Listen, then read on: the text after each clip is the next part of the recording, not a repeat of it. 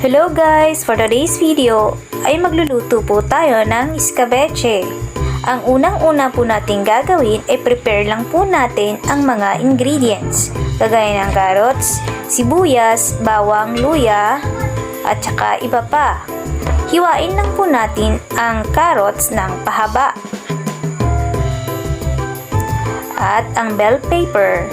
Piliin po natin ang kulay pula para matingkad ang kulay ng ating escabeche. Hiwain po natin ang bawang, luya, at ipiprito na po natin ang ating mga isda.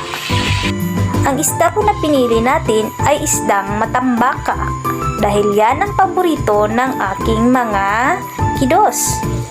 Igisa na po natin ang mga bawang, bell pepper, luya at saka iba pa. Ilagay na natin syempre ang ketchup, ang nagdadala ng bida sa ating escabeche. At lagyan na natin ng magic sarap. At kapag kumulo na, ilunod na po natin ang carrots. Ayan, lagyan lang po natin ng konting toyo at halu-haluin. At syempre, habang nag-aantay po tayo, magpalamig na po tayo ng kanin para maya-maya ay tuloy-tuloy ang subo. Ayan, kumulo na po at malambot na po ang ating carrots. Pwede na nating ilagay ang ating mga isda. Ayan. Para sumisip ang lasa, ilagay po natin sa buong paligid ng mga isda.